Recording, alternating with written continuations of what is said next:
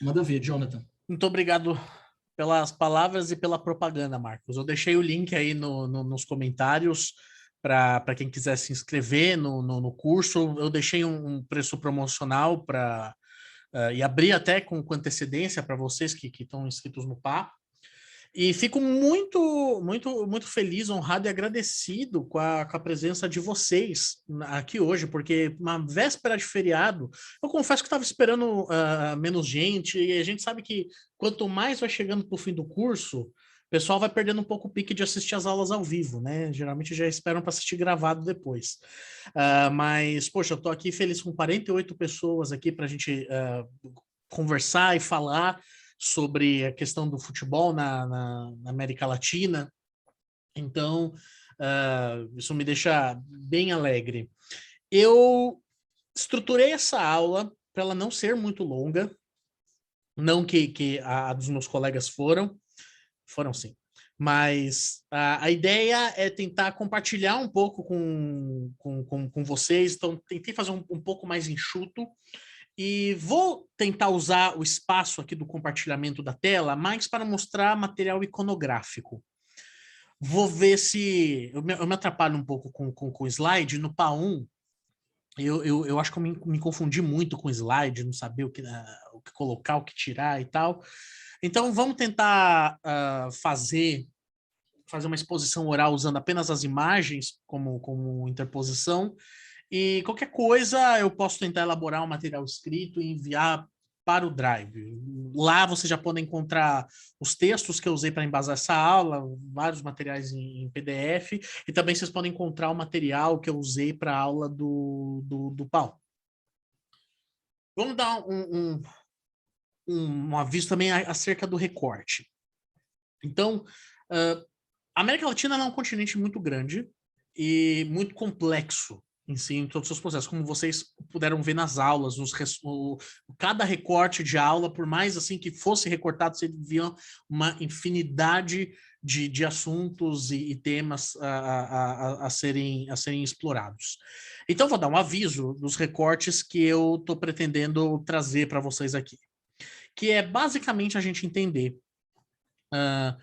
um pouco sobre a formação do futebol na América do Sul e como ele cria uma certa de identidade sul-americana numa contraposição à escola inglesa que vai criar o futebol, e criar aí com muitas aspas. Eu acho que isso é uma questão muito indeterminada sobre aonde foi criado o futebol e como foi criado o futebol. A gente entende que o esporte que era praticado no século XIX na Inglaterra é o mesmo que a gente pratica hoje e que ele se dá início ali, que não tem uma história anterior.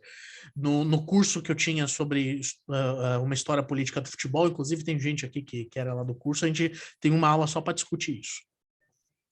Mas entender um pouco desse processo do começo do século XX, como o futebol chega na América do Sul, e entender algumas das suas particularidades com o movimento obreiro, com os trabalhadores, sobretudo com os trabalhadores do trilho, que a gente vai comentar daqui a pouco. Assim como aí entender as questões ligadas à raça no Brasil e também em outros países da América do Sul, e a inserção do futebol feminino no Brasil. Eu vou usar esse recorte porque eu acho que a gente tem um número de temas já que é bem interessante no recorte brasileiro.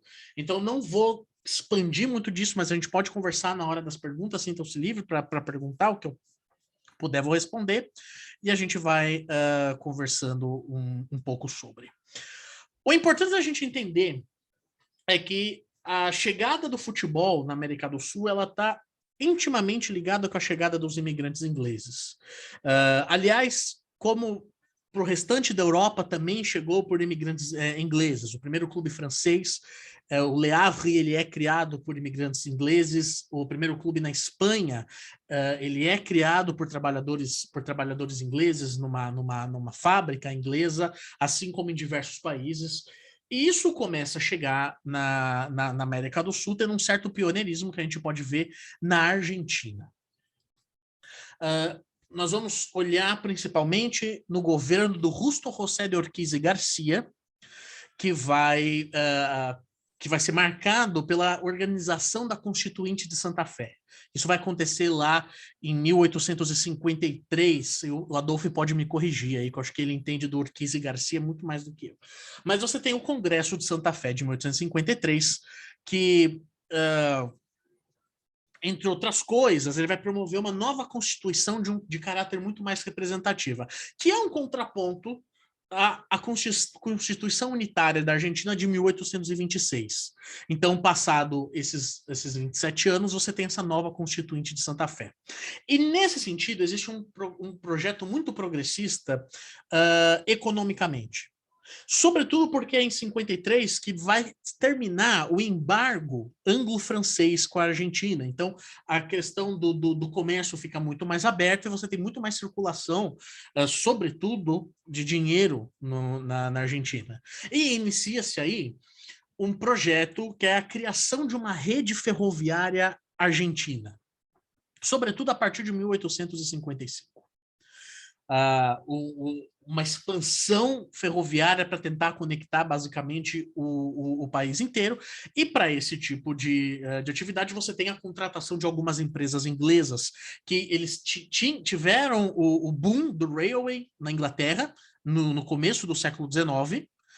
Isso é muito importante, inclusive, para o futebol inglês, que é quando você começa a ter as primeiras competições escolares, mas eles são os pioneiros na questão de se criar ferrovia, enfim, projetos ferroviários, redes ferroviárias grandes. Então, elas chegam na Argentina a partir de 1855. Tem uma certa semelhança com o que vai acontecer na Colômbia. Na Colômbia, vai se criar uma estatal chamada The Columbia Railways Company, que vai contratar inúmeros ingleses para construir a ferrovia Puerto Colômbia, só que isso é a partir de 1900, 50 anos depois da Argentina. E aí, nesse caso da Colômbia, esses trabalhadores ingleses que vieram para trabalhar na construção da ferrovia, eles organizavam um negócio que eles chamavam de picados, que eram os jogos de futebol. E aí que, aos poucos, vai ganhar interesse aí dos jovens que moram, principalmente ali na região de Barranquilha. Em São Paulo tem um processo parecido também. Vai ser inaugurado o The São Paulo Railway Company Limited, e que é a primeira ferrovia do estado de São Paulo. E muitos imigrantes britânicos vão começar a chegar a partir de 1867, sobretudo, para trabalhar nessas ferrovias. Vão chegar engenheiros, operários. E nessa leva vai chegar um sujeito chamado John Miller, que já no Brasil vai ter um filho chamado Charles Miller, que vai nascer em 1874. Então, muita gente fala do Charles Miller, né, como se fosse um britânico, mas ele é brasileiro, e também ele não é o criador do futebol no Brasil. Não vamos dar essa margem toda para ele, que ele não está merecendo tanto. Mas a gente vai chegar lá já no Charles Miller. Apenas para dizer que esse início do futebol na América do Sul durante o século XIX e o comecinho do XX, no caso da Colômbia, é intimamente ligado a projetos ferroviários. Vai acontecer isso no Uruguai, chegada de imigrantes ingleses com projeto ferroviário. No Chile, vai acontecer com imigrantes ingleses que vão chegar por um grande projeto ferroviário. E aí você tem algumas diferenças. Na Venezuela, o futebol ele vai chegar pelas mineradoras, né? Então vários mineiros ingleses vão chegar no período e vão usar o futebol como a sua distração, o seu momento de lazer. E no Equador, na verdade, uma pessoa que é mais responsável por isso, que é um cidadão chamado Juan Alfredo Wright, que faz uma viagem para Londres e volta com uma bola e uns uniformes e começa a organizar os primeiros jogos no Equador. A questão do Peru é um campo mais atrasado do futebol, porque o futebol no Peru ele vai ser apenas organizado a partir da Federação Peruana de Futebol, que ela só é fundada em 1999. Existia a prática do futebol, sim, mas era extremamente amadora. O que é muito interessante, porque o Peru ele chega a participar de Copa do Mundo, nesse período que tem essa fase amadora. Em 1970, a seleção peruana ela participa da Copa. Mas Acho que em 86 também, não tô lembrado. Mas você basicamente tem uma fase extremamente amadora até 1999.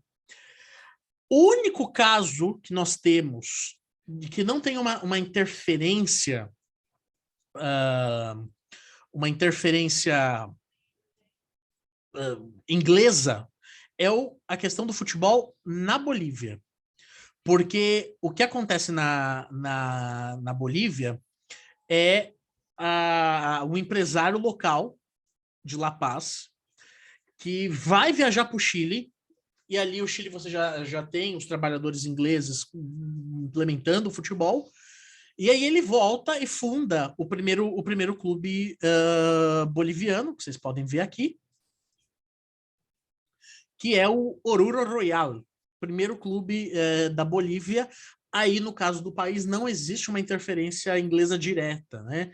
Então, você tem aí, na verdade, empresários que voltam de outros países da América do Sul. O Paraguai também, isso acontece, a gente vai falar do Paraguai daqui a pouco. Mas a Bolívia aí, você tem um dos primeiros clubes, que é o Oruro Royal, nesse processo, como vocês podem estar vendo aí na imagem. Mas, prosseguindo, vamos pensar então no começo, o primeiro clube, os primeiros praticantes, vamos indo por aí. E aí tem um personagem que é muito importante, que é um cidadão chamado Thomas Hogg. E aí a gente vai para o caso argentino com seus trabalhadores ingleses. Com essa demanda da linha ferroviária, você tem a presença desses trabalhadores da Inglaterra e a chegada do cricket. Antes do futebol, você tem a chegada do cricket. Eles vão fundar um clube em 1864, a primeira agremiação esportiva da América Latina. Buenos Aires Cricket e Rugby Club, de 1864. É o primeiro clube oficial de qualquer esporte criado na América Latina. E dentro dessa figura você tem o Thomas Hogg, que é um economista inglês, ele não é operário. Ele é um economista que vai chegar no século XIX para trabalhar no Banco de Londres e Rio de la Plata, um banco criado a partir enfim, desse diálogo entre Inglaterra e Argentina, que, enfim, depois ele vai para o saco, principalmente quando as relações de Argentina e Inglaterra desmoronam completamente. Mas o cricket, ele tem uma importância porque ele é o primeiro esporte britânico a ser praticado não só na Argentina, mas na América do Sul. Na Bahia, na Bahia, em Salvador, o clube que dá origem ao Vitória, ele era um clube de cricket também. Então, isso é muito importante. Mas o Buenos Aires Cricket Club, a primeira instituição esportiva fundada na América Latina, tinha a maioria dos seus sócios como esportistas ingleses e alguns argentinos. E aí, a partir dessa junção, o Thomas Hogg, junto com seu irmão, o James Hogg, ele decidiu usar um jornal chamado The Standard para fazer uma convocação, uma espécie de um edital, para convidar as pessoas interessadas a praticar um esporte novo chamado futebol. Um pequeno contexto, a gente está falando da década de 60 do século XIX. Nesse período, você já tem as primeiras competições na Inglaterra acontecendo, mas o futebol não é um esporte consolidado. O futebol, ele é um esporte que basicamente é uma promessa de que ele pode explodir, ele pode atingir aí patamares populares maiores, mas contudo ele é uma promessa ainda. E o Thomas Hogg, ele faz essa convocatória, quem quer praticar um novo esporte chamado futebol, explicando que ele é jogado com os pés. E aí, desse edital, no dia 9 de maio de 1867, vai nascer da primeira reunião das pessoas que atenderam o convite, o Buenos Aires Futebol Clube. Primeiro time de futebol na América Latina. Buenos Aires Futebol Clube, em 9 de maio de 1867. Há um documento muito interessante, eu vou mostrar uma foto deles para vocês, que esse é um documento que vocês conseguem comprar, inclusive. Que nele você encontra algumas cartas do Thomas Hogg, quando ele vai se comunicar com um amigo dele, chamado Edward Murwell. E eu vou ler aqui um trecho para você do que ele fala sobre o futebol. Na minha opinião, esse jogo vai demorar a se espalhar até mesmo entre os próprios britânicos. Mas eu pretendo insistir, porque eu considero melhor, mais fácil e mais barato passatempo para os jovens de classe média, bem como para as pessoas, embora pareça uma ilusão perfeita para muitos. Como você sabe, meu grande amor é o cricket, mas eu estou negligenciando isso por causa do futebol. Os amigos nativos que jogam cricket conosco ficaram um tanto ofendidos quando Held e eu os convidamos para ingressar no Buenos Aires Football Club. E ficamos muito contentes com o oficial Galino, quando ele declarou que não tinha enlouquecido para fazer tal coisa, que poderia lhe custar sua separação imediata do exército. Então, esse trecho desse documento traz uma coisa interessante para a gente. Quer entender que o início desse primeiro clube, Buenos Aires Futebol Clube, ele traz algumas questões de rompimento.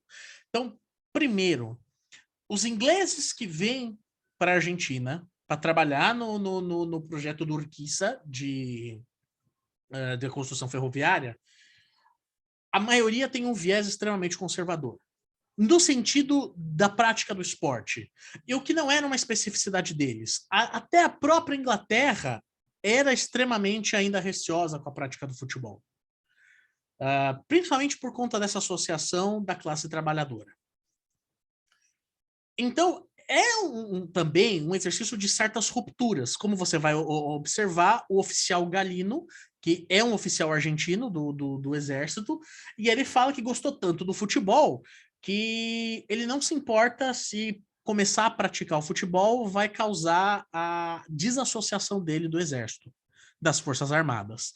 E a própria carta, o Thomas Hogg, ele vai deixando num tom do tipo, cara, eu sei que é arriscado, mas eu vou investir nisso. É interessante, vamos ver no que isso vai dar.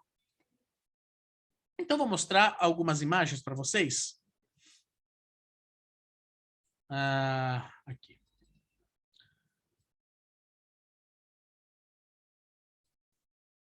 Essa aqui é uma imagem do Buenos Aires Futebol Clube. Esse primeiro clube, eu acho que não é uma foto da primeira formação dele, é posterior, claro, mas aqui a gente já pode ver o Thomas Hogg. Aliás, desculpa, esse é o time de cricket, ok? O Thomas Hogg, ele tá aqui no fundo de bigode.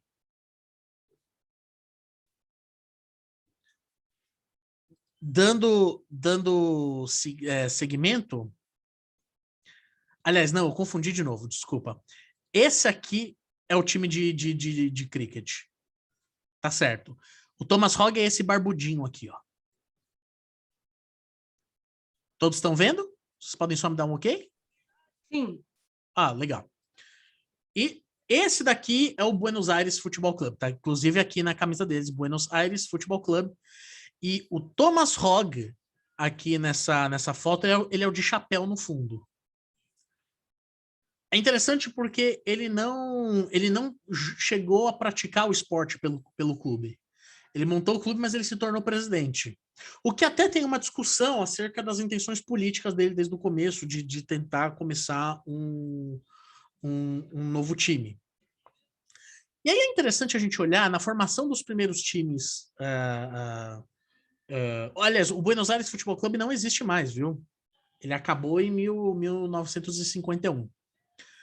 Mas é interessante a gente olhar que os clubes argentinos eles têm uma forte influência britânica, principalmente nos primeiros times profissionais. Então, por exemplo, você tem um colégio muito tradicional, que era o Colégio Comercial Anglicano Argentino, onde você tem um diretor que se chamava Isaac Newell.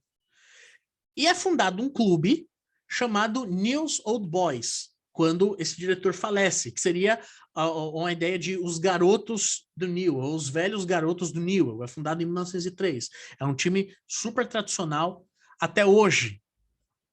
Um outro time com forte influência britânica. Aí vocês vão reconhecer pela foto, provavelmente. O River Plate, que é inclusive um nome em inglês, River Plate. Ele é um dos vários times que vai nascer da prática do futebol às margens do Rio da Plata. Ali onde muitos trabalhadores se juntavam, vários times vão sair de lá, o River Plate é um deles. A gente está vendo aqui uma das primeiras fotos do time. Da mesma forma, com também um nome em inglês, o Boca Juniors. O Boca Juniors, é interessante a gente colocar, que apesar do nome em inglês, ele na verdade ele foi fundado por imigrantes italianos que moravam ali na província de Buenos Aires. Aliás, a maioria da província de Buenos Aires eram de imigrantes italianos. Mas por conta da influência inglesa, eles acabaram colocando, inclusive, o nome do time em inglês, chamando de Boca Juniors.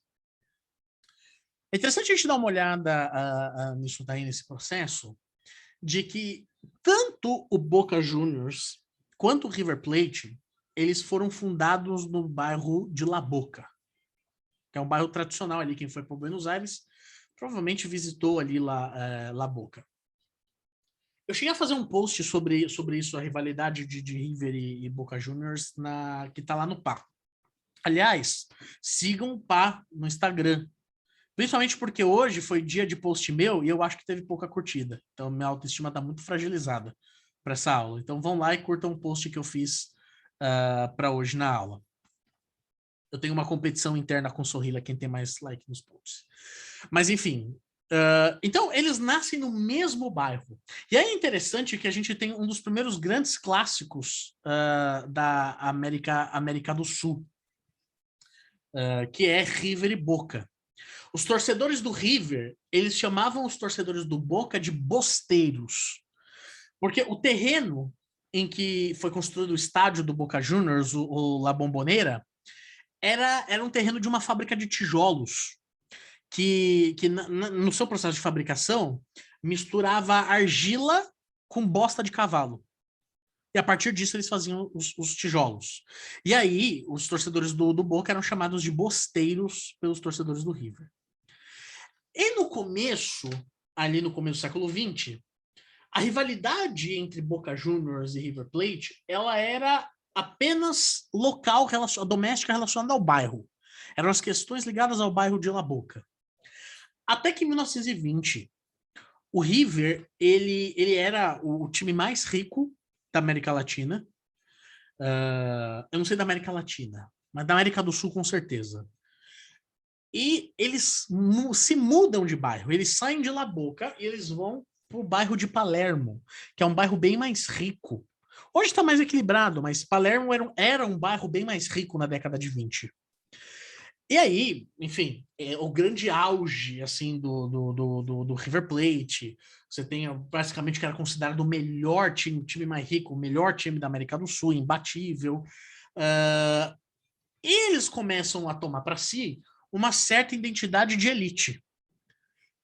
Juntava essa questão do Boca Juniors ser um time dos bosteiros, um time muito mais ligado às classes mais baixas de Buenos Aires, e o River Plate acabou trazendo para si um pouco dessa ideia de time de elite. Então, os confrontos entre Boca Juniors e River Plate começavam a ganhar uns traços muito mais claros, até de luta de classes mesmo.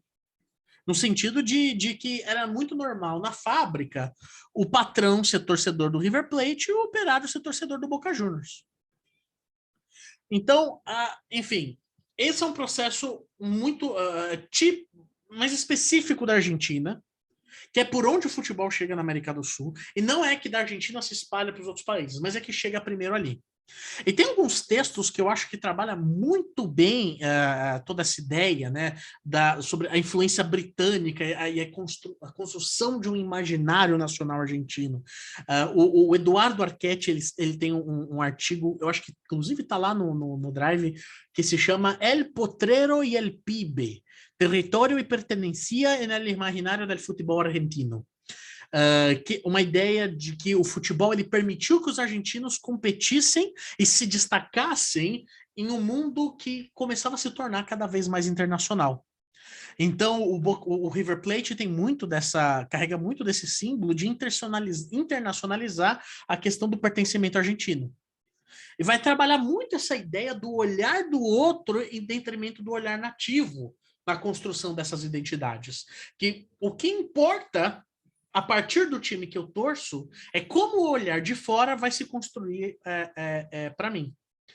O Oscar Barnardi também tem um texto muito bom, que se chama De la Genética Britânica, la impronta criocha em Argentina.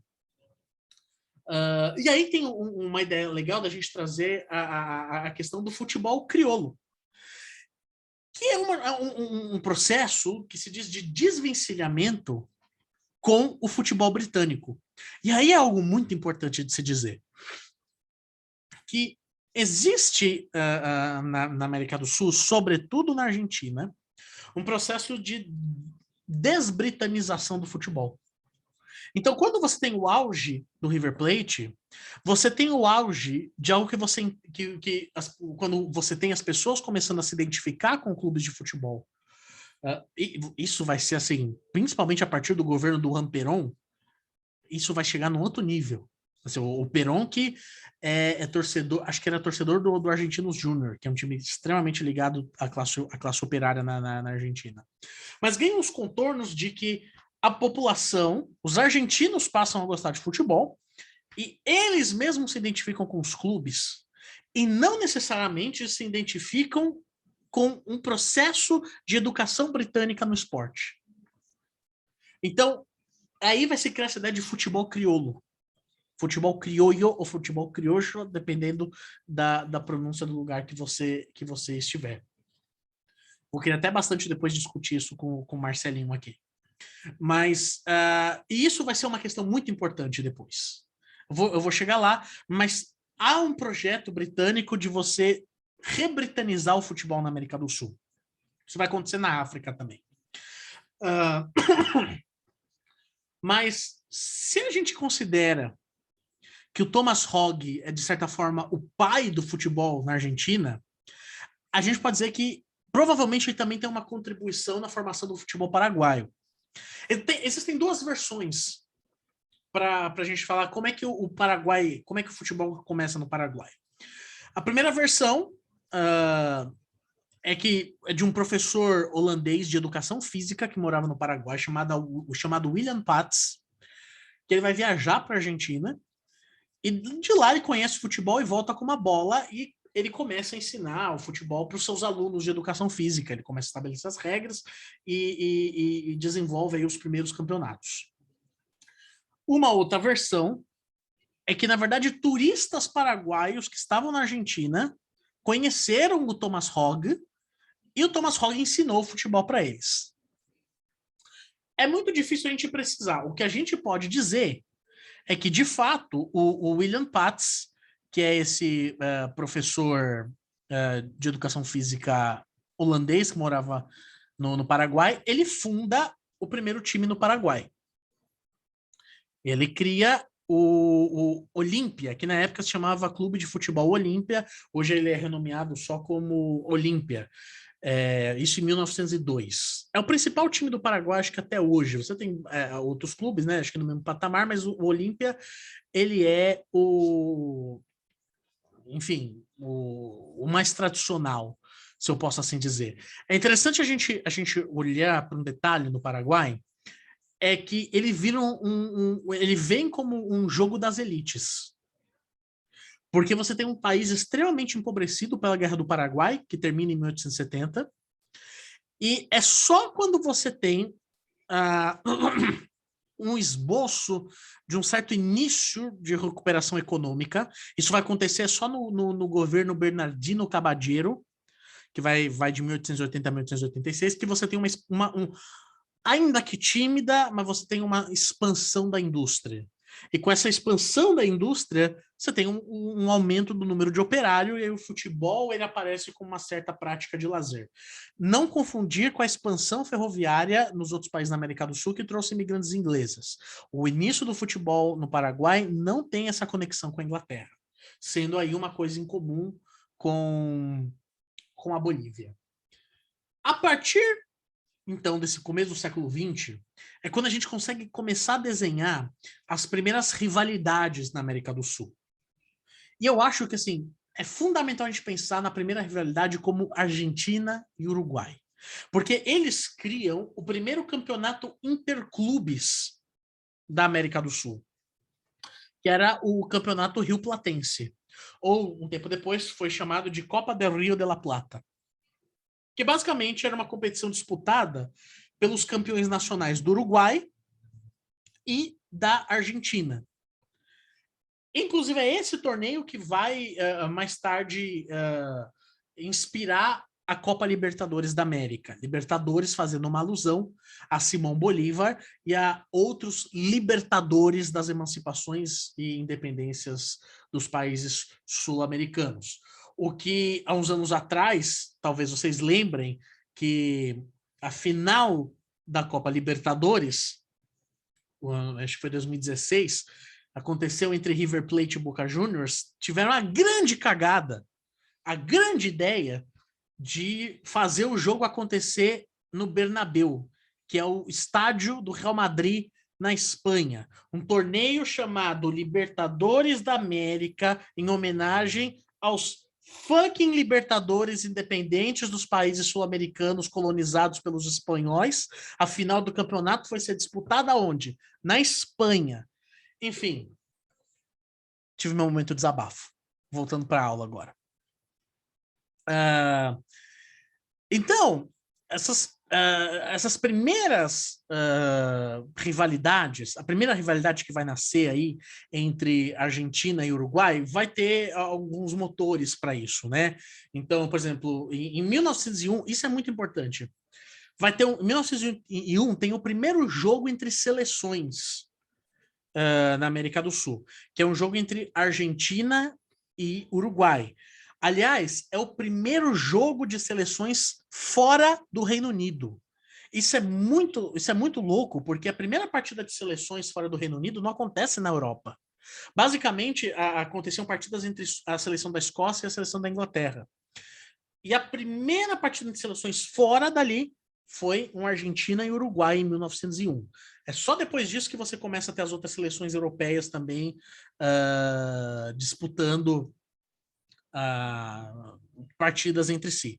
Mas a primeira entre seleções fora do Reino Unido é entre Uruguai e Argentina. E em 1902, a Argentina vai vencer o Uruguai por 6-0. E desde então, o Uruguai ele vai ter uma obsessão de vencer a Argentina. É importante dizer que eu sigo uma linha teórica para pensar o futebol que é muito defendida por um sociólogo italiano chamado Richard Giulianotti, que vai entender o futebol como a representação do conflito. Então, por exemplo, quando a Argentina e Inglaterra vão disputar uma partida, não é só uma partida que começa nesses 90 minutos. Eles carregam em si, por exemplo, todo o ranço do conflito das Malvinas. E no caso de Uruguai e Argentina, isso fica muito claro desde as primeiras partidas disputadas entre clubes argentinos e uruguaios, que existe um ranço político, se eu posso assim dizer, da guerra da Cisplatina, a independência uruguaia. Você tem, por exemplo, a Revolução de Maio de 1810, que vai começar em Buenos Aires e vai terminar com o Tratado de Montevidéu, de 1828, que tem, aliás, uma baita de uma ajuda britânica, do Império Britânico, contra os argentinos. E aí é um período que os argentinos associam isso aos uruguaios, claro. porque, enfim, foi quem estava do outro lado do conflito. Então, esses primeiros conflitos, eles carregam já uma carga política dessas guerras, dessas questões políticas. E vai piorar porque o Uruguai, ele tem, sobretudo na questão racial, o Uruguai tem um papel progressista forte no futebol.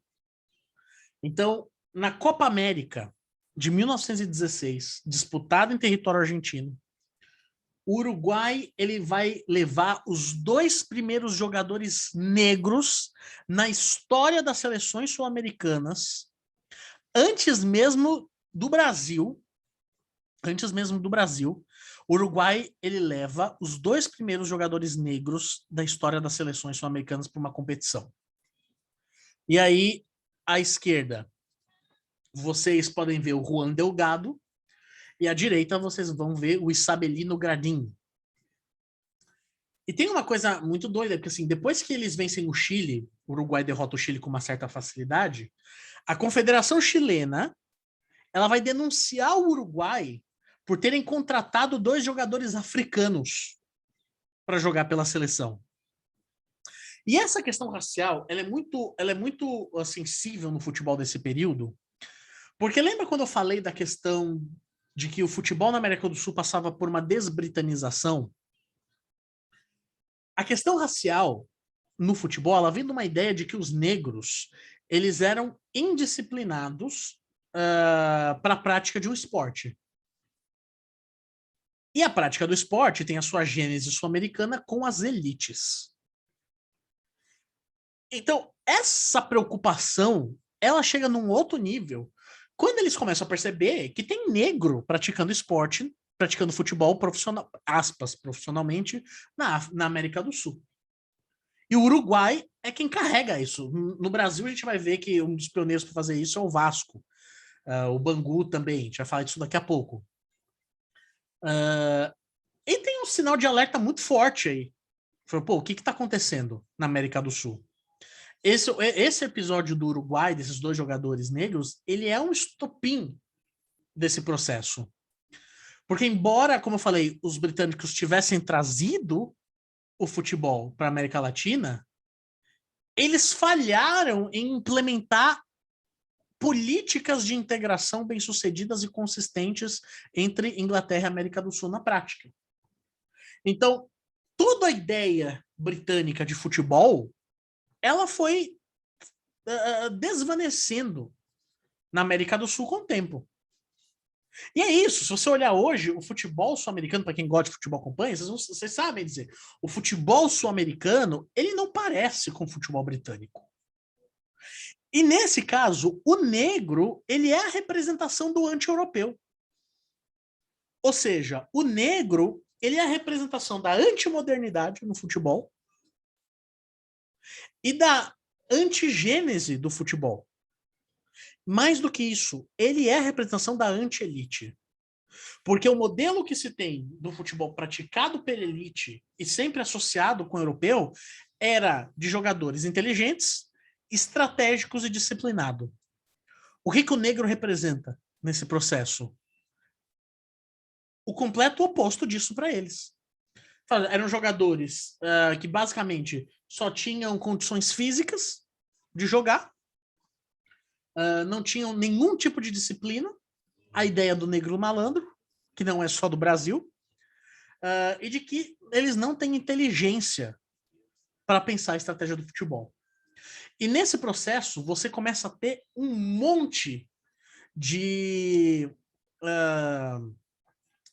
excursão de clubes europeus para a América do Sul, numa espécie de futebol missionário, tentando recuperar essa identidade. Então você tem, por exemplo, o Southampton e o Nottingham Forest, que vão viajar para a Argentina, vão viajar para o Uruguai, vão viajar para o Brasil também. Inclusive, o Corinthians, vocês conhecem, o Corinthians, ele é fruto dessas viagens. Ele é uma homenagem, uma referência a um time inglês chamado Corinthians, que vem visitar São Paulo aí no começo do século XX. É um time que eu acho que existe até hoje. Ele tem um uniforme que é metade rosa, metade marrom. Vocês podem procurar por cor. É o mesmo, eu acho que se escreve da mesma forma, Corinthians. E aí vem desse processo aí da excursão de britânicos para a América do Sul. Antes da gente partir para começar a falar do Brasil, e aí onde a gente vai falar um pouco mais da questão da raça e do futebol feminino, eu tenho uma recomendação muito interessante para fazer para vocês, que é um livro chamado O Futebol ao Sol e à Sombra, de um escritor uruguaio, que quem não conhece tem que conhecer, chamado Eduardo Galeano. Nesse livro, ele vai fazer uma certa revisão histórica do futebol e vai comparar o futebol com uma performance teatral. Em certos momentos, ele vai comparar o futebol com a guerra. É um livro muito bonito. Muito bonito. São mais de 150 textos, agora que eu não lembro agora se são 154 ou 155. E são textos curtos. Alguns são textos históricos, né, com background histórico. Outros são crônicas românticas. Outras são colunas dele com denúncias. Mas assim, é um livro que te atrai muito e que te emociona muito também. Também uma entrevista do Eduardo Galeano, que está lá no Drive, uma entrevista por escrito, que se chama El fútbol es la pasión más importante del mundo. O futebol é a paixão mais importante do mundo. Deem uma olhada lá também, que esse é um texto, uma entrevista que ele dá, que é das mais interessantes. Bom, vamos começar a falar um pouco de Brasil, a partir de agora.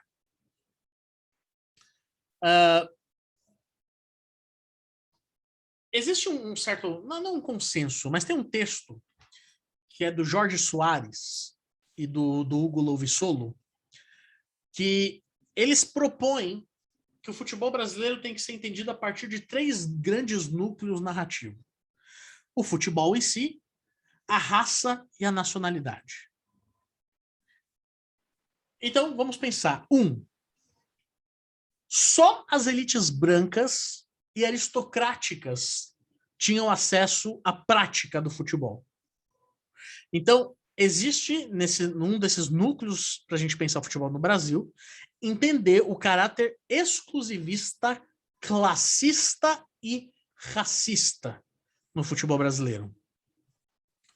Um segundo núcleo, para a gente entender, vai partir de um processo de se entender um caráter heróico do futebol brasileiro, que é pensar as resistências dos excluídos que vão tentar se apropriar de um bem cultural.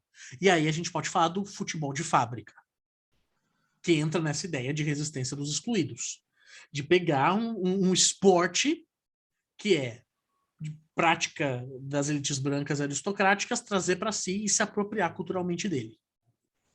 E um terceiro núcleo, que é pensar do herói negro no futebol. Que aí são as primeiras grandes conquistas dos negros no futebol, como houveram as reações racistas a esses primeiros atletas negros, as vitórias sobre o racismo, até aquela questão de você ter um triunfo do negro na valorização do estilo brasileiro, na questão, o estilo de futebol brasileiro se assimilou ao que seria o estilo do futebol dos negros. E aí tem um interessante diálogo com Gilberto Freire em relação a tudo isso. Porque vai se reforçar uma ideia de que os mestiços e os mulatos, eles culminavam numa certa raça superior, porque eles mesclavam o melhor das raças na hora de jogar futebol. Então, a vitória do negro no futebol vai simbolizar nessa perspectiva a consolidação daquilo que o Gilberto Freire vai chamar de democracia racial. O Thiago Maranhão tem um texto muito bom, tá no Drive também, que se chama Apolíneos e Dionisíacos. Vai falar do papel do futebol no pensamento do Gilberto Freire. E essa é uma discussão que eu acho fantástica da gente fazer. Mas vamos lá, vamos para o início de tudo. Charles Miller. Como eu já falei, o Charles Miller é filho do John Miller. O Charlie, que é um engenheiro britânico que vem trabalhar nas linhas ferroviárias lá do São Paulo Railway Company. E quando ele tem 10 anos, o Charles Miller, ele vai viajar para a Inglaterra para estudar. Isso é 1884. E quando ele está lá na Inglaterra, é somente quando ele está lá, ele se interessa grandemente pelo futebol. Ele, inclusive, vai chegar a jogar em alguns clubes lá. Vou mostrar para vocês o Charles Miller. Isso aqui é o Charles Miller. Ele vai jogar em alguns times lá, até profissionalmente. Inclusive, aqui a gente pode ver que ele jogou no Corinthians, antes dele ter bigode, né? E o Corinthians, que é o time que dá origem ao Corinthians, o Charles Miller atuou por lá, acho que em 1892, 1891, mas aí no começo da sua juventude. Ele vai voltar para o Brasil em 1895, então ele passa 11 anos na Inglaterra. Ele vai com 10, volta com 21. E aí tem toda aquela história romântica de que ele vai trazer na bagagem 2 bolas, um par de chuteira, um livro com as regras e uma bomba para encher as bolas e alguns uniformes usados. Em 1895, no mesmo ano que o Charles Miller traz esse material esportivo para o Brasil, é quando a gente tem a primeira partida realizada, eu não vou falar no Brasil, eu vou falar de São Paulo, porque eu acho isso de um São Paulo-centrismo terrível, querer já estabelecer isso, eu vou falar o porquê que eu acho. Mas em 1895, no Brás, você tem uma primeira partida organizada, realizada no estado de São Paulo. E vou dizer, também não posso nem afirmar que é no estado de São Paulo, vou colocar na cidade de São Paulo. Essa partida vai acontecer entre os funcionários da São Paulo Gas Company e da empresa de ferroviária, que era a São Paulo Railway Company. É muito legal a gente entender um pouco da importância do Charles Miller em 2 aspectos, para se dar o devido crédito, mas também para não aumentar mais do que é. Porque ele vai fundar o São Paulo Athletic Club, que não é o São Paulo que a gente conhece hoje, e ele vai ajudar, mesmo ele jogando no time, ele ajuda a organizar o primeiro campeonato paulista de futebol, que acontece em 1902. E ele é o artilheiro do campeonato paulista, porque provavelmente ele era o que tinha mais prática, era o que entendia melhor. Então tá aqui, ó, o São Paulo Athletic Club. O Charles Miller, ele tá nessa primeira linha aqui embaixo. Ele é o que tá. Ele é o da primeira linha, onde tem 5 pessoas, ele está exatamente no meio. Tem este bigodão charmosão. E aí, no primeiro campeonato paulista, que acontece em 1902, ele é o artilheiro. E o São Paulo Athletic Club era o time de mais destaque, né? Só que não é o primeiro time a ser criado em São Paulo. O primeiro time que foi criado em São Paulo é a Ponte Preta. Ela foi fundada em 11 de agosto de 1900, por um grupo de estudante. Campinas, aliás, é o grande centro do futebol nesse período. Porque você tem uma ligação muito forte do operariado com essa região. Então, em 1870, vai se iniciar a construção da Ferrovia Paulista, que é uma ferrovia que vai de Jundiaí a Campinas. E a instalação dos trilhos dessa ferrovia requisitava a construção de uma ponte. Então, ele é em cima de uma ponte. Essa ponte era uma ponte de madeira, e para conservar melhor, você tinha que passar uma espécie de piche, que deixava a madeira preta. Então aí vai surgir o nome Ponte Preta. E aí você tem uma tradição que vários times começam a surgir. Em 1912, o campeonato mais bem organizado no Brasil é a Liga Operária de Futebol Campineira. Que, enfim, acontece por vários anos, mas é ali, não é nem o Campeonato Paulista, é a Liga Operária de Futebol Campineira. Vamos tentar dimensionar, então, um pouco a questão do Charles Miller para o futebol brasileiro.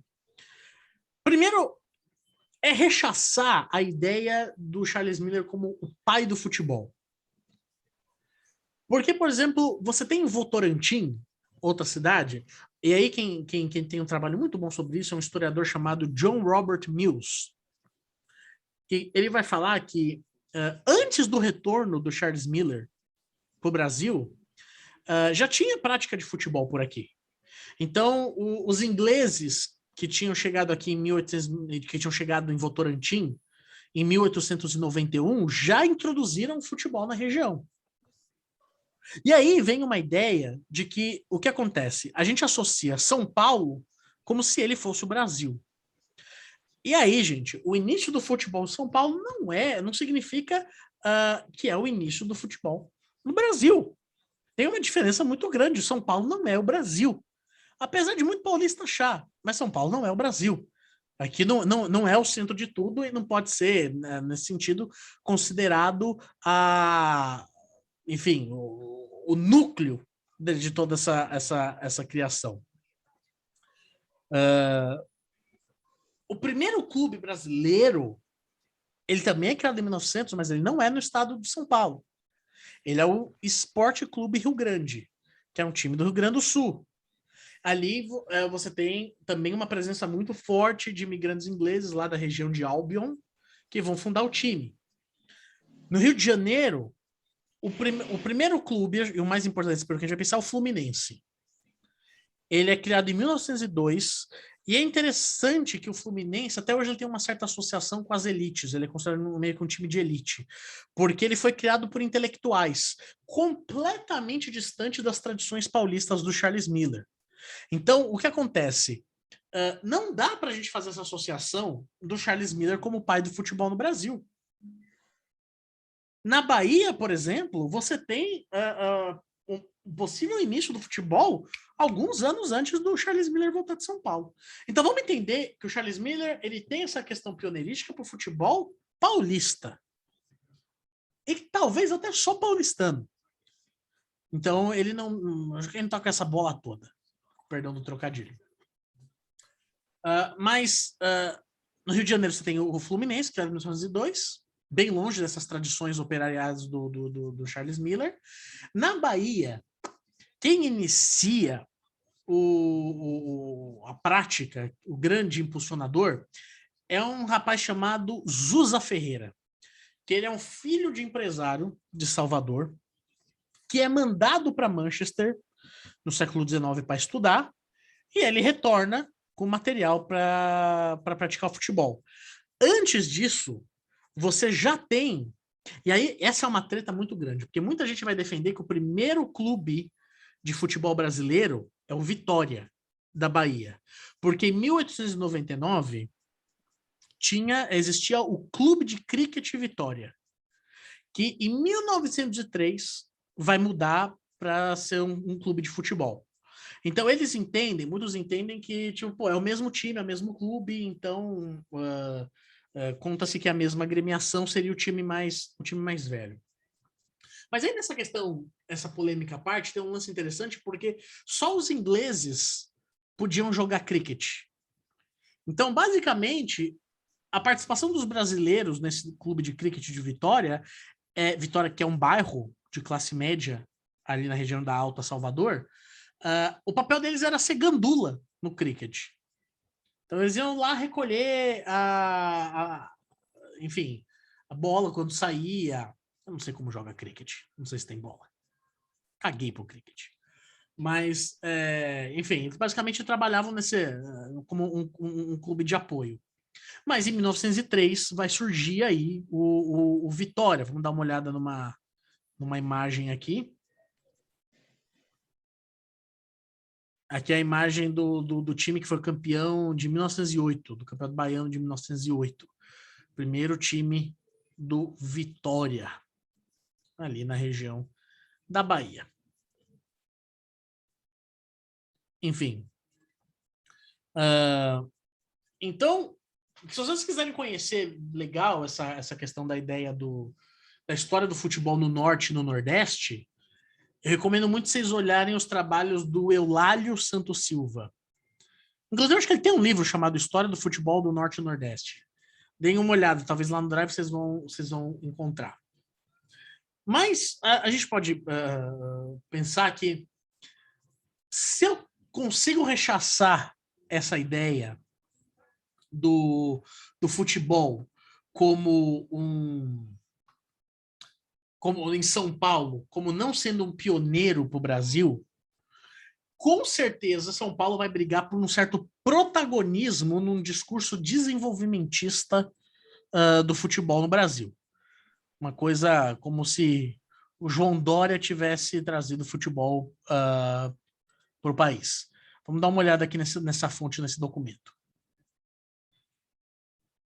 Isso aqui é uma propaganda de material esportivo, de bola, que começou a rodar em Goiás.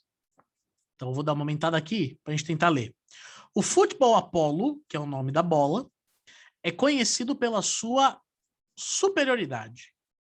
O mais redondo, mais durável que qualquer outro. Bolas Apollo estão sendo jogadas nos lugares mais afastados, nos planaltos de Goiás, nos sertões de Mato Grosso. Então, você vê essa ideia de estipular de que tem principalmente nessas primeiras empresas que vão ser ligadas a material esportivo, que vão tentar estabelecer como São Paulo, e o Rio de Janeiro também, como os lugares mais apropriados ou os lugares centrais de disputa do futebol. E eu acho interessantíssimo que ele vai pensar Goiás e o Mato Grosso como os lugares mais afastados, sendo que nem geograficamente eles são afastados de São Paulo e do Rio de Janeiro. E também essa questão de pensar o eixo central de que eles vão estabelecer é São Paulo e Rio de Janeiro. Entende? Sendo que Goiás e Mato Grosso estão no centro do Brasil, no meio do Brasil, mas eles são considerados afastados nessa propaganda. Bom, tem um texto muito bom do Kleber Dias que fala do futebol em Goiás. Acho que o artigo tá lá no Drive, se chama Primórdios do Futebol em Goiás. Acho que ele pega a primeira metade do século XX. Deem uma olhada que é muito interessante e ele fala disso, tipo, Goiás como um lugar que foi tratado como se fosse, de fato, o fim do mundo e que ele virou um parâmetro para se pensar, enfim, qualidade de um material é quando ele consegue chegar nessas regiões. É um texto muito bom. Kleber Dias ele é um escritor dos mais interessantes. Antes da gente falar das questões raciais, eu acho que tem um ponto aqui que a gente precisa trabalhar, que é onde as mulheres estão inseridas nisso. Principalmente porque existem algumas normatizações, principalmente do pessoal que estuda futebol, que é algo que eu estou tentando adotar de uma maneira diferente agora, que é você naturalizar a ideia de futebol, o futebol masculino, apenas como futebol. E como se o futebol feminino fosse uma categoria à parte e o futebol masculino não. Então, vocês podem ver que eu dei aula até agora, eu estou falando de futebol, e eu estou falando apenas da prática de homens. Você vê que é alguma coisa que eu preciso trabalhar, inclusive, para, enfim, não cometer mais essa falha. Mas, nessa perspectiva, eu, inclusive, agora eu estou organizando um livro com um querido amigo, o Vitor Figels, um livro que, por enquanto, se chama Uma História Política do Futebol. E nos meus textos, capítulo que eu estou trabalhando, assim como no texto da introdução, eu estou adotando a nomenclatura futebol masculino para se referir ao futebol praticado por homens. Existe mulher praticando futebol na América do Sul, no Brasil, nesse período, começo do século XX? Tem. Vamos falar sobre isso agora. Na Inglaterra, na Europa, sobretudo, as mulheres elas começam a praticar futebol a partir da fábrica. Então, quando você tem a Primeira Guerra Mundial, acho que é o primeiro time de futebol feminino, inclusive, uma empresa chamada Dick Fur de munição acaba tendo que contratar muitas mulheres para trabalhar no chão da fábrica.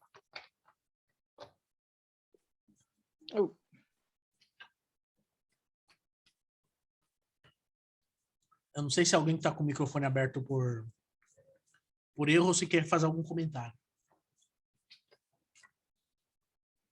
Mas na Primeira Guerra Mundial você tem essa fábrica, o Dick Fur, que acaba contratando várias mulheres para atuar para trabalhar na fábrica, já que os trabalhadores homens estavam comprometidos com a guerra. E nesse sentido, elas começam a praticar futebol e, inclusive, chegam a formar um time, que no começo é proibido pela direção da fábrica de jogar, mas elas propõem um desafio. Essa é a parte que eu mais gosto. Elas propõem um desafio que é: elas iam montar um time delas ali, com mulheres, e os homens iam montar um time deles, e eles iam disputar uma partida. Se as mulheres vencessem, elas iam continuar com o time e a fábrica ia ter que apoiar. E aí, elas atropelaram. Venceram, mas assim, venceram de muito essa partida. E isso, enfim, levou aí a formação do primeiro time de futebol feminino, que é o Dick Fur Football Club. Acho que eu tenho uma foto delas aqui. Deixa eu dar uma olhada. Aqui, ó, tenho sim. Tem até um vídeo delas, mas eu vou mostrar a foto. Esse é tido como o primeiro time de futebol de mulheres do mundo. Dick e Fur, que era o nome da fábrica de munição. Elas fizeram excursão pela Europa, ajudaram a dar início a vários outros times femininos.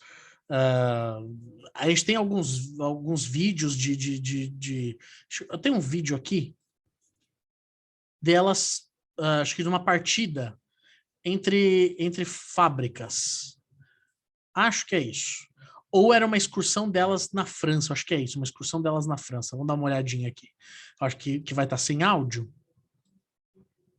mas a gente vê o vídeo. Acho que era uma excursão do Dick Curse pela Lady International. O que é interessante pensar nisso, porque a maioria delas era privada da prática do esporte, né? Então, tipo, muitas delas começavam a jogar futebol já dentro do clube, já dentro do time. Quem se interessar, não tá lá no Drive, mas o Gayle Nishwan, ele escreve um livro chamado... Qual que é o nome do livro, Jonathan? Acho que é In a League of Their Own. Vou escrever aqui para vocês no chat. In a League of Their Own.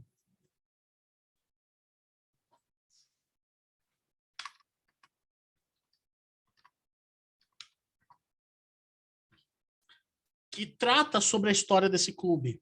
Inclusive vai falar sobre o caminho, a trajetória de algumas dessas mulheres que jogavam. Então vão falar tipo de uma mulher que o noivo terminou com ela porque ela começou a jogar futebol, outra que os pais expulsaram ela de casa porque ela escolheu começar a jogar futebol, enfim. No Brasil, como é que começa a prática de mulheres no futebol? Bom, eu tenho que dizer para vocês que o início não é no chão de fábrica como na Inglaterra. Futebol começa a ser praticado por mulheres no Brasil pelo circo, como uma atração circense. São as primeiras referências que a gente tem do termo futebol feminino, se eu posso dizer. E isso aí já é no começo da década de 1920.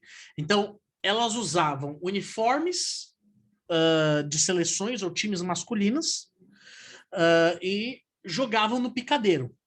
Então, é a mulher como um espetáculo de picadeiro mesmo. Você pode olhar aqui, ó, hoje, às 8h03, né, 15 para as 9 da noite, pavilhão coberto, coluna impermeável, colossal função, dividido em 3 partes, primeira parte,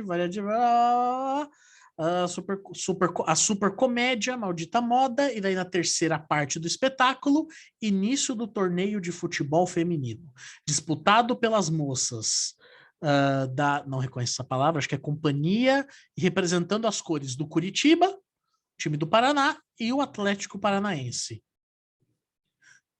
Essas são as primeiras referências que a gente tem da prática de mulheres no futebol, no circo, no Brasil. Até que elas começam a se interessar mais pelo esporte. Só que em 1941, o governo GV, governo Getúlio Vargas, vai baixar uma lei que proíbe a prática do futebol e de qualquer esporte por parte das mulheres. E aqui eu vou ler para vocês essa lei. É o Decreto-Lei 3.199, de 14 de abril de 1941. As mulheres, esse as com crase, para as mulheres, não se permitirá a prática de desportos incompatíveis com as condições de sua natureza. Gravem isso. Devendo, para esse efeito, o Conselho Nacional de Desportos baixar as necessárias instruções às entidades desportivas do país. Ou seja, baixa-se a lei de que, e eu acho muito doido isso ser constitucional, colocar que a prática do esporte, mais específica do futebol, que é por esse motivo que a lei é criada, ela é contrária à natureza própria da mulher. A Giovanna Capucin, uma historiadora das mais competentes, ela escreve a tese dela de doutorado, que se chama Mulheres Impedidas, a proibição do futebol feminino na imprensa de São Paulo. E qual que é o grande ponto da Giovanna Capucin, que virou livro, inclusive, nessa tese, e que eu acho que é a mais interessante para a gente pensar nas estruturas da sociedade? Ela vai destacar que, mesmo com a proibição por lei do esporte no país, as mulheres, elas não pararam de jogar futebol. Porque haviam várias formas de se praticar o futebol. Ele não precisa ser apenas o profissional com clube, instituição ligada, presidente, empresa patrocinando. Você tem, por exemplo, o futebol de várzea, que é o que vai manter a prática das mulheres nesse período. E aí, eu separei um trecho aqui do livro dela, que ela fala uma coisa muito interessante. Ela vai dizer: a resistência do Estado, muitas vezes, era o menor obstáculo que elas encontravam para poder jogar futebol. Os olhares e os comentários repressores recebidos das famílias, amigos e companheiros ou companheiras podiam pesar-lhes muito mais do que qualquer resolução de órgãos estatais. Então, o que acontece? A questão aí toda é que uma ideia de, aspas, essência feminina, idealizada pela Era Vargas, ela entrava em conflito com uma reafirmação da masculinidade que estava presente nos jogos, por meio da sociedade, e não do Estado. É muito importante dizer isso. Não é o Estado em si que proibiu as mulheres de jogar futebol. É uma essência feminina idealizada, que ficou no caminho também de uma masculinidade idealizada, e que o futebol trazia isso. E aí, nisso, é muito interessante a gente trazer a história do Araguari Atlético Clube, que é o primeiro time feminino do Brasil. Como é que esse time tem início? A diretora de uma escola de Araguari, que é uma cidade no Triângulo Mineiro, onde o meu querido amigo Marcos Oliveira reside. Aliás, o Marcos que é o único que está aí, já foi abandonado por todos os meus outros colegas. Só tô com o Marcos aqui. Então aí pertinho, né? Araguari. Esse colégio ele estava prestes a falir. E aí a diretora, ela procurou os dirigentes do Araguari Atlético Clube, time de futebol da cidade, para tentar fazer uma espécie de jogo beneficente. E aí, meio que os dirigentes falaram assim, vocês podem usar o clube, o estádio, pode usar os uniformes, mas não dá para a gente organizar uma partida com os nossos jogadores, porque tem campeonato, porque estão muito ocupados, não vai dar para fazer isso. Mas pode usar aí a estrutura do clube. Então a diretora, ela organizou uma exibição, uma partida exibição apenas com mulheres em campo. E, cara, a partida atraiu muita atenção. Muita atenção. Muita gente foi assistir a partida das mulheres em Araguari. Porque, assim, basicamente a lei era de 1941, ainda estava em vigor, e há muito tempo você não via uma partida de futebol com mulheres. Então, enfim, vai ter uma repercussão muito grande.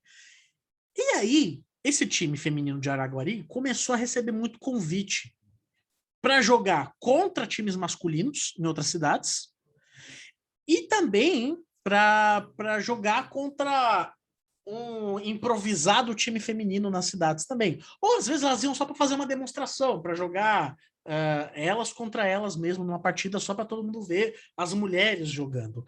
E elas viajaram ao Brasil, foram para outras cidades de Minas Gerais, elas foram para Goiânia, para Salvador e tiveram um convite para ir para o México.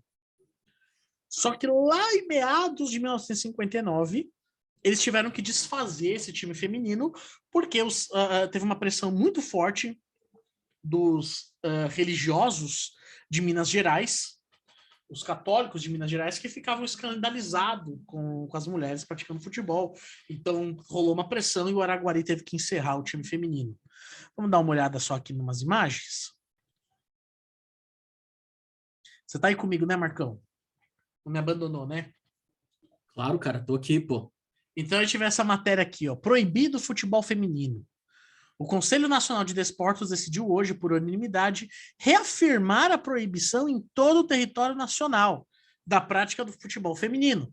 Como se sabe, recentemente foram organizadas no estado de Minas Gerais várias equipes femininas para a prática desse esporte. Aqui, deixa eu ver se a gente consegue ver uma próxima imagem. Aqui é uma das jogadoras do time, a Eleusa. Vocês, inclusive, acho que vocês vão encontrar no YouTube uma entrevista da Eleusa, uma das primeiras jogadoras de futebol feminino no Brasil. É importante pensar em uma questão de estrutura mundial para depois entender o quão significativo esses processos são no Brasil, porque, por exemplo, a Copa do Mundo de futebol feminino oficialmente só vai acontecer na década de 90. Você tem a primeira de 1991, que acontece na China. A primeira masculina é de 1930. Só que na década de 70, você tinha alguns torneios não oficiais. Como posso assim dizer? Uma Copa do Mundo não oficial. Vou mostrar para vocês aqui o banner da Copa do Mundo de 71, que eu acho que é uma coisa horrorosa. Esse é o segundo campeonato mundial de futebol feminino. Eram apenas alguns países que participavam. Era México, Argentina. Você tem a prática do futebol feminino antes do Brasil e bem mais apoiada. Inglaterra, Dinamarca, França e Itália. Então, olha que horrendo esse pôster que você coloca. Primeiro, essa personagem aqui, caricatura de uma mulher, toda cheia de curvas, extremamente sexualizada, e é um fucking desenho para propaganda do Mundial. Essa daqui são as dinamarquesas que ganharam aí, acho que em 71, esse torneio mundial. Acho que a primeira a primeira campeã mundial de futebol feminino. Mas, basicamente, você pensando nessas estruturas, foi só em 83 que vão surgir os primeiros times profissionais no Brasil de futebol feminino. Que é o Radar, no Rio de Janeiro, e o SAAD, de São Paulo, que eram basicamente a base da seleção nacional. Então, é só na década de 90 que você vai ver os times grandes de futebol masculino começar a aparecer no cenário feminino. Você vai ter time do São Paulo, do Santos. Inclusive, era muito comum, e eu lembro disso, de assistir isso na década de 90, que os jogos de futebol feminino eram atrações de entretenimento antes de jogos do futebol masculino. Então ia jogar São Paulo e Corinthians na Campeonato Paulista, time masculino. Antes tinha uma partida de 20 minutos de mulheres, como um entretenimento, voltando talvez para aquela ideia do circo da década de 20. Mas olha só que doido. O primeiro campeonato brasileiro de futebol feminino, organizado pela CBF, só vai acontecer em 2013. Na Argentina, esse campeonato acontece desde 1991. E nunca teve interrupção. Ele sempre foi dominado ali pelo River Plate, o Boca Juniors, hoje é pelo um time chamado Urquiza, mesmo nome do presidente que eu comecei na aula. Hoje está muito melhor. Você tem o calendário do futebol feminino no Brasil, tem segunda divisão, tem um sub-18, né, para as meninas jovens. Mas olha o tanto que demora. Primeira Copa do Mundo de futebol feminino oficial vai ser realizada na China. E o Brasil participa de todas as Copas do Mundo. Ele vai ficar na fase de grupo. Em 95, a Copa do Mundo é disputada na Suécia. E o Brasil vai ficar em último no grupo delas.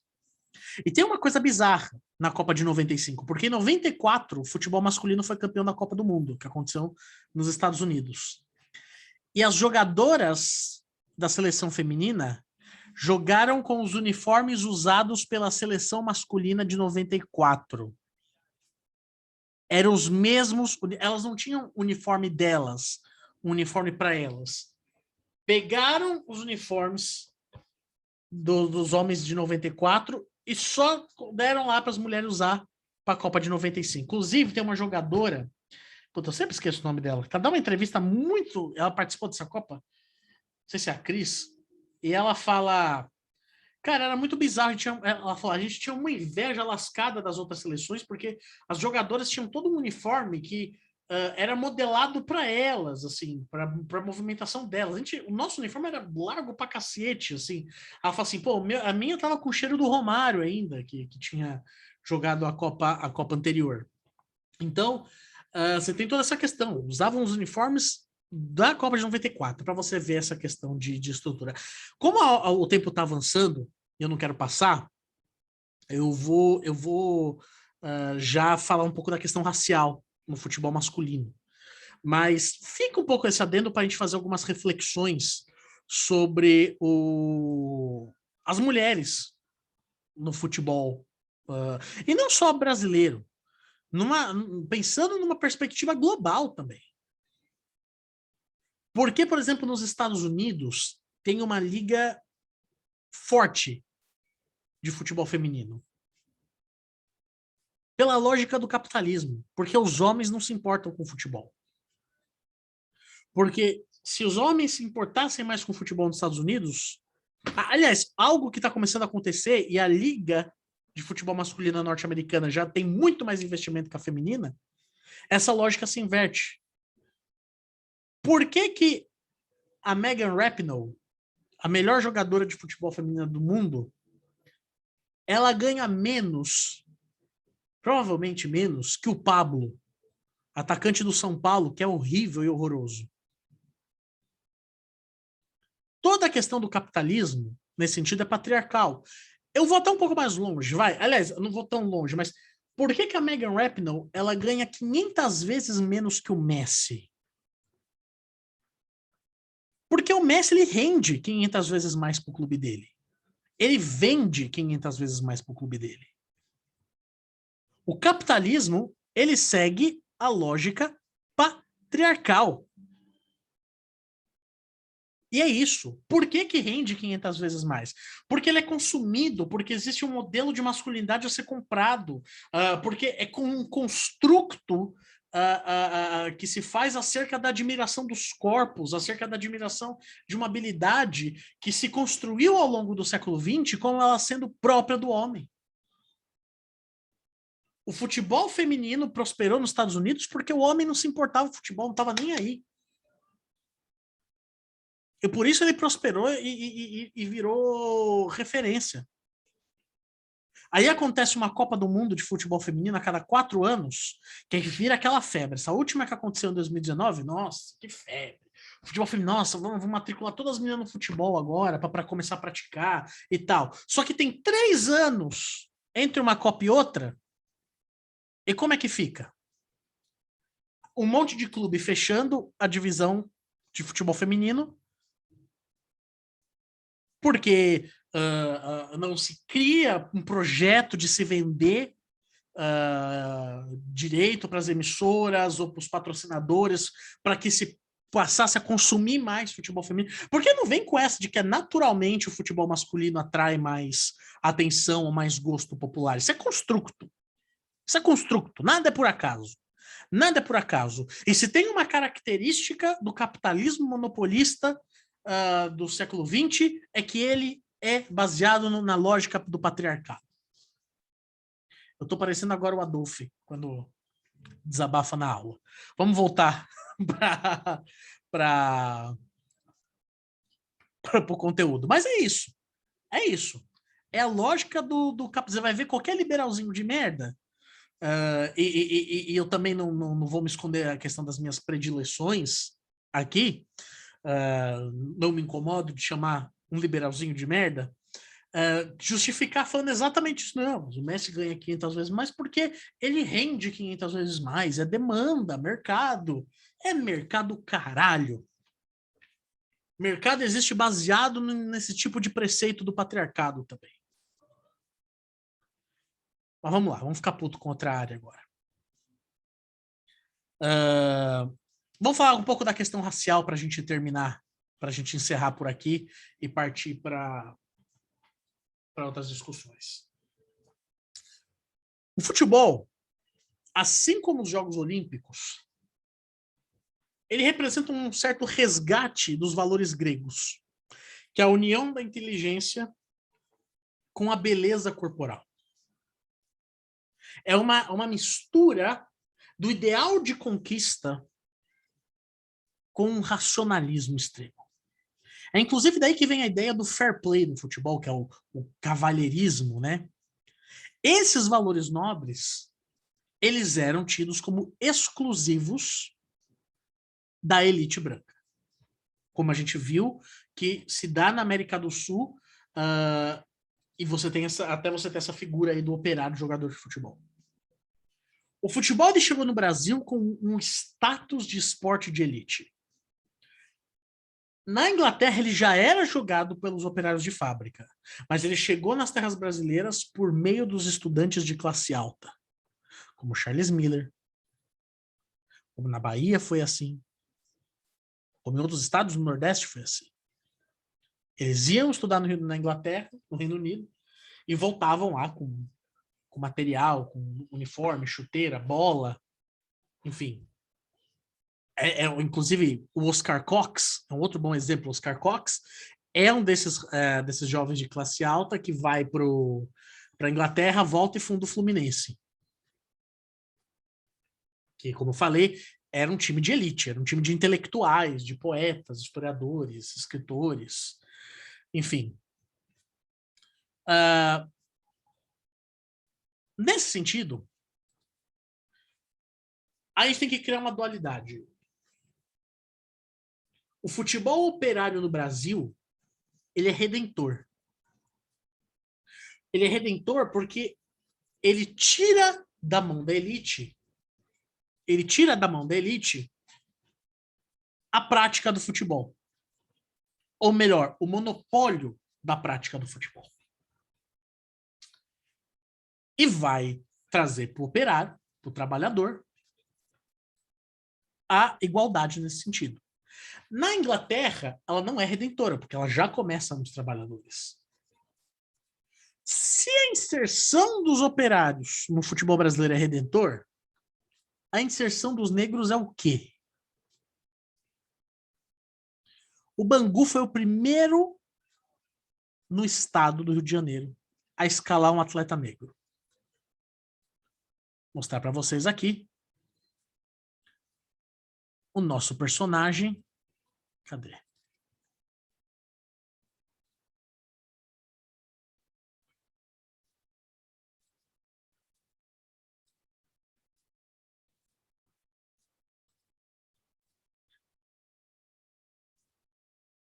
Francisco Carregal.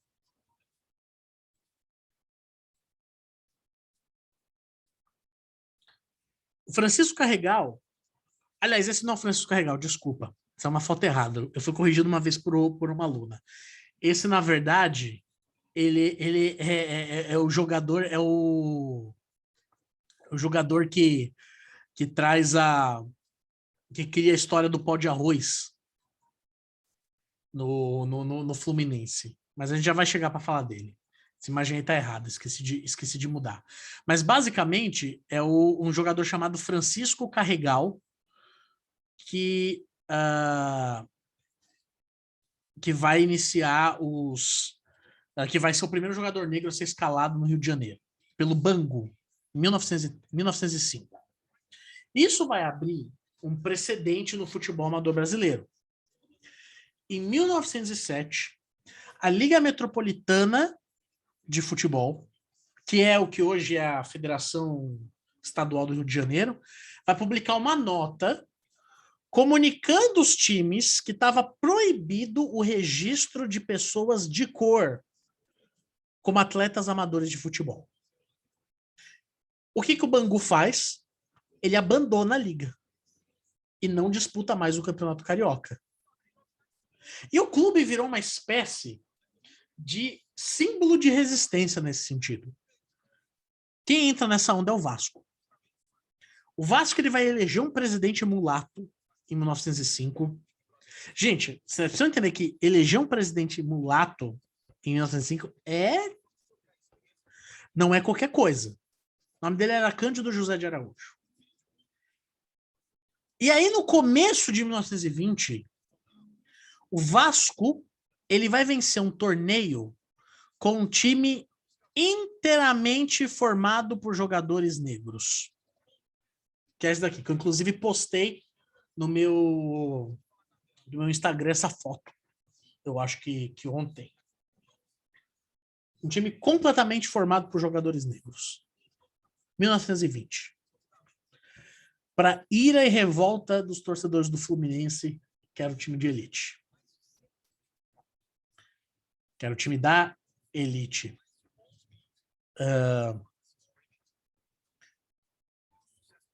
E aí, em 1925, 5 anos depois disso, o Fluminense, o Flamengo, o Botafogo e alguns outros times vão abandonar a liga e eles vão fundar uma liga própria, que era a Associação Metropolitana de Esportes Atléticos, a AMEA, que é uma entidade que eles vão convidar o Vasco, só que o Vasco só poderia se filiar se dispensasse os seus 12 atletas negros.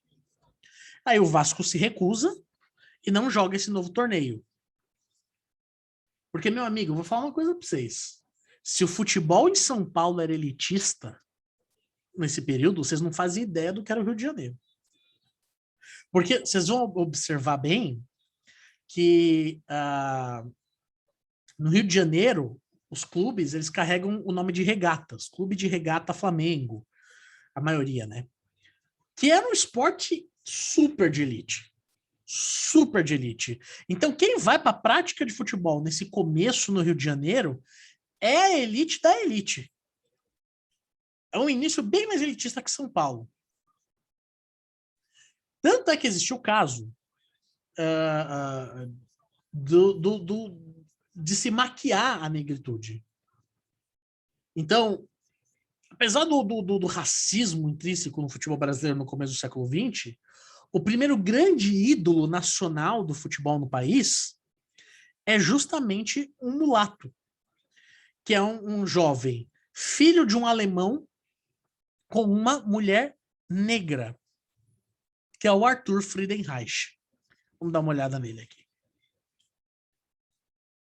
É a primeira estrela da seleção brasileira. É o primeiro grande ídolo nacional. Dá para se dizer que nesse período de futebol amador no Brasil, ele foi o maior. Ele foi o grande, assim. Importante dizer, quando a gente fala de futebol profissional no Brasil, aí a gente está falando ali da década de 30. Aí da década de 10, começo de 20, a gente está falando de futebol amador. Inclusive, o Arthur Friedenreich, ele é o autor do gol que deu o primeiro título para a seleção brasileira, que foi o Campeonato Sul-Americano de 1919. Tem um livro muito bom do meu orientador de iniciação científica, que é o Fábio Franzini, que ele escreve um livro, dissertação de mestrado dele, chamado Coração na Ponta das Chuteiras, e que ele vai trabalhar na década de 10 a questão da identidade brasileira por meio do futebol. Um dos capítulos desse livro se chama Éramos Todos Brasileiros, que é fantástico. Fantástico. E é isso, o Friedenreich ele era mulato, ele tinha olho verde. E antes de entrar em campo, o Friedenreich ele esticava o cabelo. Ele esticava assim bem rente ao couro cabeludo para parecer mais branco. É interessante a gente falar que é um período que, por exemplo, nós tivemos um presidente negro no Brasil. E que também, assim, você tem todas as fotos dele, que é o Nilo Peçanha. Que todas as fotos do Nilo Peçanha, você vai ver, são fotos retocadas para ele parecer mais branco. Mesmo ele sendo um político super estimado, né, quando ele era deputado e tal, ele teve que casar escondido com a mulher dele, porque a família da mulher dele não queria. Mesmo ele sendo rico, mas ele não era branco. Então, assim, tinha essa técnica do Friedenreich esticar o cabelo antes da partida para parecer mais branco para quem visse. Em 1921, um outro exemplo, o presidente Epitácio Pessoa, ele vai sugerir que não fossem mais convocados jogadores negros para disputar os torneios sul-americanos. Porque ele tinha medo de que não se fosse projetada uma imagem muito positiva do Brasil no exterior. Que, inclusive, vai ser criada, na época, a tática do pó de arroz. E aí vem a foto, que eu mostrei errado antes, desse jogador aqui chamado Carlos Alberto. Ele é o cara que dá origem ao termo pó de arroz. Quem aí gosta muito de futebol e viveu os anos 80 e 90, conhece bem essa expressão, que ainda bem hoje já é bem menos utilizada, praticamente eu não vejo mais. O que era o pó de arroz? Isso aconteceu com o Carlos Alberto. Os jogadores negros, antes de entrar em campo, eles jogavam pó de arroz no rosto, para parecer mais branco. Para quando a torcida visse, a torcida olhasse, não tivesse um impacto de um jogador de pele negra. Então, eles jogavam pó de arroz na cara. O Carlos Alberto é um exemplo que isso aconteceu no Fluminense, em 1914. Só que ele ia suando do jogo, ou às vezes ia chovendo, e a maquiagem do pó de arroz derretia, né? E aí se revelava que a pele dele era bem mais escura, e a torcida começava a gritar pó de arroz. Por bastante tempo falavam isso também do São Paulo, mas eu não sei, não conheço a história que associa isso a São Paulo. Mas, enfim, a profissionalização do futebol, ela trouxe uma fetichização do jogador negro. Porque o jogador negro, ele tinha muito aquela ideia dele ser alegre, do futebol alegre, que começava a se misturar com uma ideia do futebol tipicamente brasileiro. que era, aí a gente já tem aquela distanciação completa do britânico no futebol. Então você vai ver que geralmente os negros, e aí tem uma relação muito interessante dos jogadores africanos que vão jogar na Europa também, eles jogam em algumas posições específicas. Geralmente de ponta, que é onde você tem que correr mais, que é onde mais te exige velocidade. Então, eles iam para posições que dependia de muito mais condição física, porque se criava aquela ideia de que eles não eram, não tinham inteligência para jogar futebol. Tanto é que você vai ver que haviam poucos treinadores negros. E aí você está achando que eu estou falando da década de 30, da década de 40? Eu estou falando de hoje. Eu estou falando de hoje. Acho que não existe um treinador negro na primeira divisão do Campeonato Brasileiro. Que o Roger Machado acho que não está empregado. Futebol brasileiro. Na África do Sul, se você pegar a primeira divisão, hoje eu acho também que basicamente não tem treinador negro. O Marcão do Fluminense, né? Na verdade, o Marcão do Fluminense. Mas pensa que em 20 clubes, tem um treinador negro.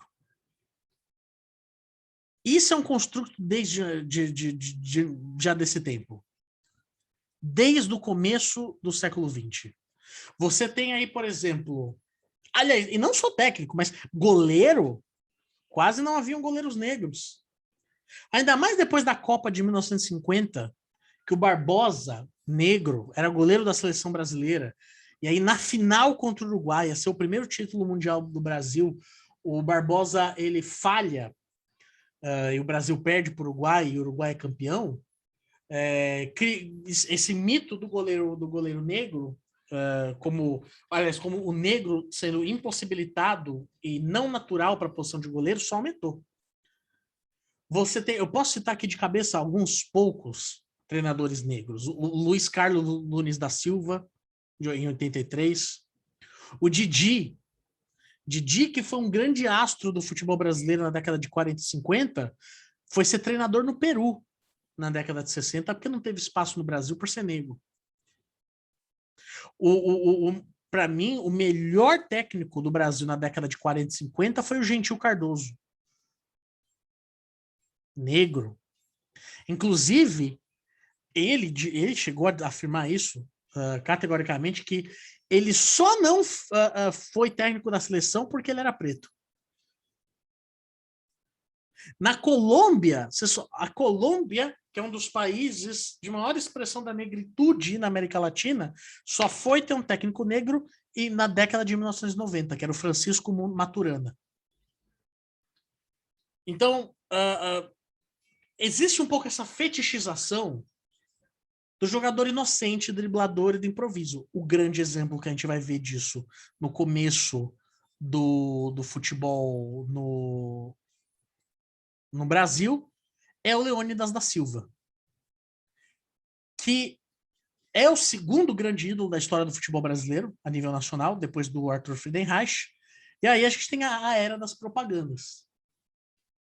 Então, por exemplo, aqui a gente vê Cigarros Leônidas, campeões dos cigarros, enfim, tendo aí o Leônidas da Silva como o seu garoto propaganda, a fetichização do jogador negro.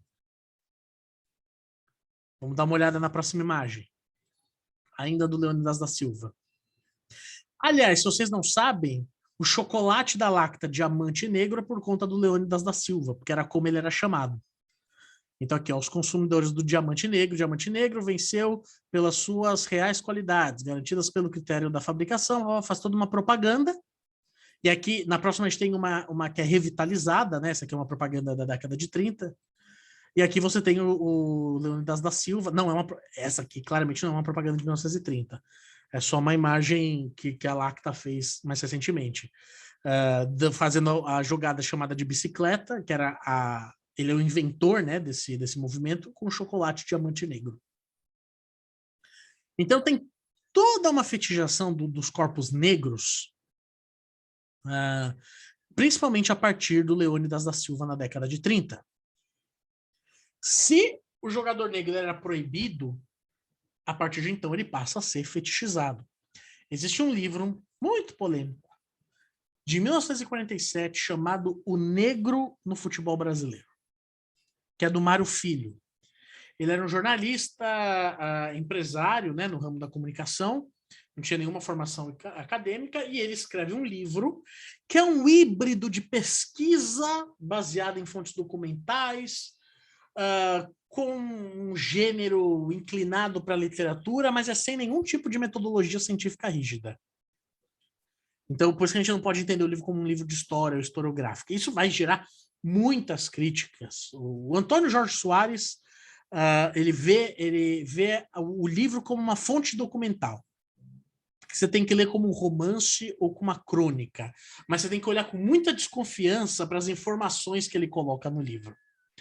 Mas, enfim, esse é um documento que eu acho importante citar. Mas é basicamente isso. Olha, não passei das 9, que maravilha. Acho que a gente tem que fazer algumas ponderações acerca do início do futebol na América do Sul. Eu tentei fazer um recorte bem restrito. Então, por exemplo, vocês viram que eu não fui para o Caribe, não fui para o México. Fiquei por aqui na América do Sul para a gente dar conta de tratar de alguns temas.